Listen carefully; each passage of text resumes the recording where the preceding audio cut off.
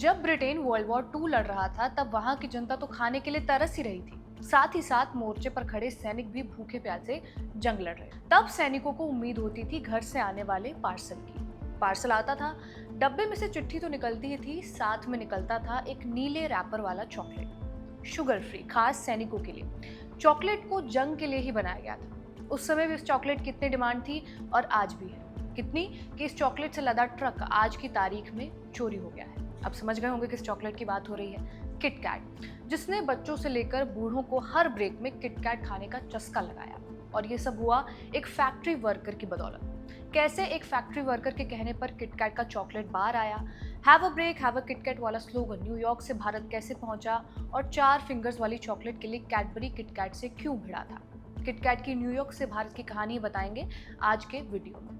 Hello, मैं रिया हूँ और आप खबरगांव देख रहे हैं।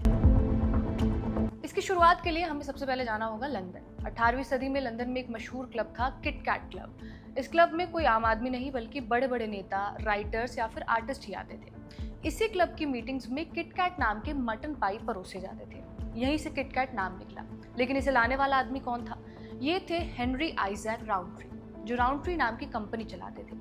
ये कंपनी अपनी फ्रूट कैंडीज के लिए फेमस थी। ऑरेंज, स्ट्रॉबेरी, अलग अलग फ्लेवर्स की कैंडीज बनाती थी और उस समय ब्रिटेन के लोगों को ऐसी फ्रूटी और हल्के मीठे स्नैक्स बहुत पसंद आते थे। राउंट्री ने उसी चीज को पकड़ा और कैंडीज का बिजनेस शुरू किया। इसी के साथ साथ 1911 में आकर राउंट्री ने किटकैट नाम का ट्रेडमार्क कर लिया। उस समय इसका इस्तेमाल इतना नहीं हुआ। फिर 1920 में कंपनी ने किटकैट नाम से डब्बे में चॉकलेट बेचना शुरू किया। लेकिन तब ये चॉकलेट बिकी नहीं, जिसकी वजह से राउंट्री ने इसे बेचना ही बंद कर दिया। एक बिजनेस बंद हुआ तो दूसरा तो चल ही रहा था, कैंडीज का। उसके लिए राउंट्री की फैक्ट्री में रोज कर्मचारी आते ही थे। इसी में से एक एम्प्लॉय ने एक दिन सजेशन बॉक्स में एक आइडिया लिख कर दिया। आदमी ने लिखा कि एक ऐसा स्नैक होना चाहिए जिसे आदमी आसानी से अपने बैग में डालकर काम पर ले जा सके और इसे काम काम के बीच में खा सके और जो टिफिन बॉक्स में भी आसानी से आ जाए। यहीं से आइडिया चमका किटकैट का। कंपनी को ये आइडिया पसंद आया और इसी से 1935 में राउंट्रीज चॉकलेट बार लॉन्च हुई। इसे सबसे पहले लंदन और साउथ इंग्लैंड में बेचा गया। 4 फिंगर्स वाली चॉकलेट को लाल रंग के कवर में बेचा जाता था। लेकिन तभी 1942 में वर्ल्ड वॉर 2 हो गई। खाने पीने की चीज़ों की कमी हुई, जिसका असर किटकैट पर भी पड़ा। किटकैट बनाने के लिए ज़रूरी चीज़ें कम पड़ने लगी, जैसे कि दूध। इसीलिए स्वाद बदलकर डार्क चॉकलेट कर दिया गया। लाल रंग की जगह नीला कवर आ गया। लेकिन जैसे ही युद्ध खत्म हुआ, सब कुछ फिर से पहले जैसा हो गया। नाम वापस किटकैट हो गया, दूध वाली चॉकलेट। अब ब्रिटेन में तो चॉकलेट हिट हो गई, फिर इसे दूसरे देशों में भेजा जाने लगा, कनाडा, साउथ अफ्रीका और ऑस्ट्रेलिया। अब चॉकलेट फेमस तो हो गई थी, लेकिन इससे जुड़ा कोई स्लोगन नहीं था जिससे ये लोगों को और कनेक्ट कर पाए। इसके लिए एक एड बनाया गया। एड में एक बच्चा दिखाया गया जो एक खिलौने को जोड़ने की कोशिश कर रहा है, लेकिन वो हर बार फेल हो रहा है। वो थोड़ा ब्रेक लेता है और उस ब्रेक में किटकैट खाता है। माने ये दिखाया गया कि जब दिमाग थक जाए तो छोटा सा चॉकलेट ब्रेक सब ठीक कर देता है। किटकैट को ऐसा दिखाया गया जैसे रोजमर्रा की जिंदगी में ये एक छोटा सा ट्रीट हो। इसी के चलते 1957 में पहला टीवी एड आया जिसमें टूटी हुई चॉकलेट बार की इमेज के साथ मशहूर लाइन लिखी जाती थी, have a break, have a KitKat, जिसने किटकैट को ब्रेक लेने का सिंबल बना दिया। एड ने चॉकलेट को और बूस्ट किया और राउंट्री ने जर्मनी में नई फैक्ट्रीज लगाई ताकि यूरोप में बढ़ती डिमांड को पूरा किया जा सके।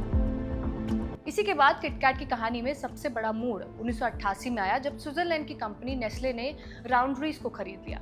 इस डील के बाद किटकैट एक लोकल ब्रांड से निकलकर धीरे धीरे ग्लोबल लेवल का बड़ा नाम बन गया। नेस्ले के पास पहले से ही मजबूत नेटवर्क और मार्केटिंग थी, इसलिए उसने किटकैट को अलग अलग देशों में लोगों के स्वाद के हिसाब से ढालना शुरू किया। यानी सिर्फ चॉकलेट बेचने की बजाय हर देश में उसके टेस्ट और फ्लेवर को लोकल पसंद के हिसाब से बदला गया। जापान में आज भी किटकैट के 400 से ज़्यादा फ्लेवर्स हैं।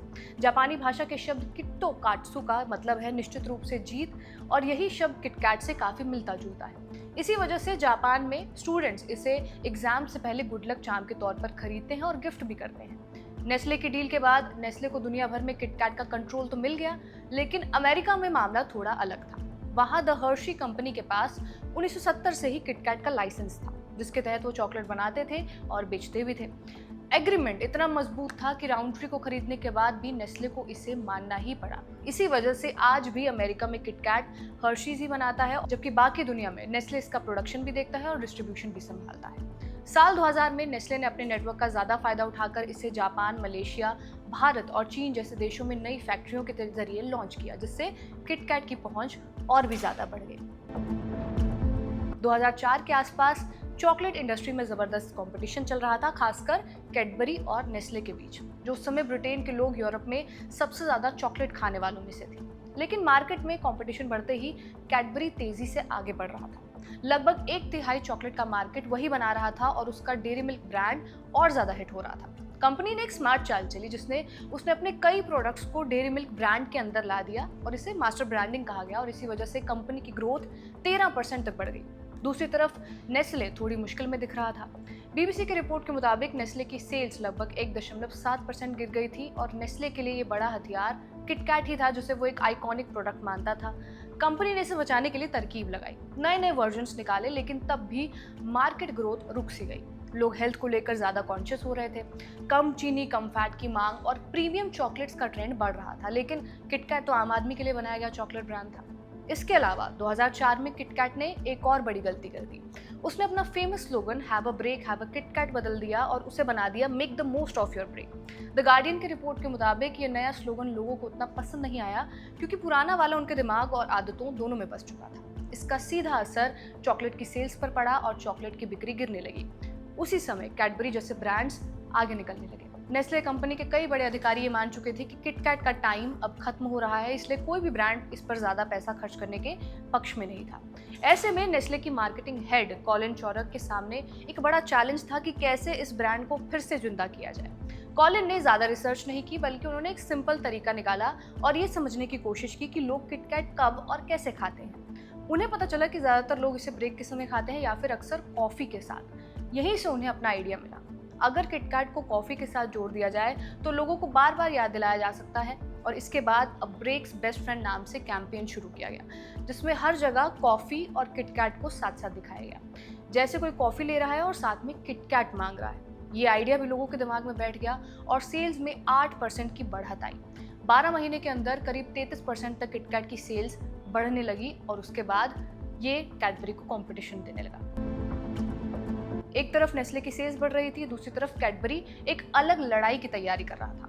साल 2010 में कैडबरी ने अपने डेयरी मिल्क चॉकलेट के पर्पल कलर को ट्रेडमार्क कराने की कोशिश की, ताकि कोई और कंपनी वो कलर इस्तेमाल ना कर सके। नेस्ले ने इसका विरोध किया और यहीं से दोनों कंपनियों के बीच कानूनी लड़ाई की शुरुआत हो गई और राइवलरी बढ़ गई। कैडबरी तो कलर वाला लीगल जंग हार गया, लेकिन फिर नेस्ले ने भी जवाबी चाल चली। नेस्ले ने किटकैट की 4 फिंगर्स वाले शेप को ट्रेडमार्क कराने की कोशिश की। मकसद ये था कि कोई भी दूसरी कंपनी उसी तरह की दिखने वाली वेफर चॉकलेट ना बना सके। लेकिन कैडबरी ने फिर से इसका विरोध किया और मामला कोर्ट तक पहुंच गया। मामला यूरोप की अदालत यूरोपियन कोर्ट ऑफ जस्टिस तक पहुंचा, जहां कोर्ट ने यह कहा कि किटकैट का शेप इतना यूनिक नहीं है कि उसे ट्रेडमार्क दिया जाए। इसके बाद यूके की हाई कोर्ट ने भी इस फैसले को मानते हुए नेस्ले की अपील को खारिज कर दिया।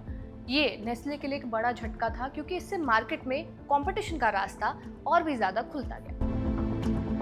कंपटीशन के बावजूद किटकैट अपनी अलग पहचान बनाए हुए था, जैसा उसके साथ भारत में हुआ। 1995 में एंट्री हुई, तब देश में इंटरनेशनल ब्रांड्स धीरे धीरे पॉपुलर हो रहे थे। उस समय कैडबरी पहले से ही काफ़ी मजबूत था। उन्होंने किटकैट को एक ऐसा स्नैक बनाकर पेश किया जो थोड़ा प्रीमियम लगे, लेकिन कीमत में आम लोगों की पहुंच में भी हो। छोटे छोटे सस्ते पैक लॉन्च किए, 10 रुपए के, 20 रुपए के, सीधे सस्ती प्राइस सेट की। और उस समय मार्केट में ज़्यादातर सॉलिड चॉकलेट्स थी, इसलिए किटकैट का क्रिस्पी वेफर वाला टेक्सचर लोगों के लिए बिल्कुल नया और अलग था। यही उसकी सबसे बड़ी खासियत बन गया। इसके साथ ही किटकैट के एड्स भी काफ़ी यूनिक थे, जैसे वो गिलहरी वाला एनिमेशन जो उस दौर में भारत में कम देखने को मिलता था। इस ब्रांड ने लोगों के दिमाग में जल्दी जगह बना ली और किटकैट ने हर उम्र के लोगों को टारगेट किया, लेकिन खास तौर पर कॉलेज स्टूडेंट्स और काम करने वाले युवाओं जो बीच बीच में छोटा सा ब्रेक लेकर कुछ मीठा खाना चाहते हैं। भारत में किटकैट को कड़ी टक्कर देने वाला कैडबरी डेयरी मिल्क था, 5 स्टार था और पर्क जैसे ब्रांड्स थे, और यहाँ तक कि नेस्ले का खुद का मंच भी उसका कंपटीशन बना।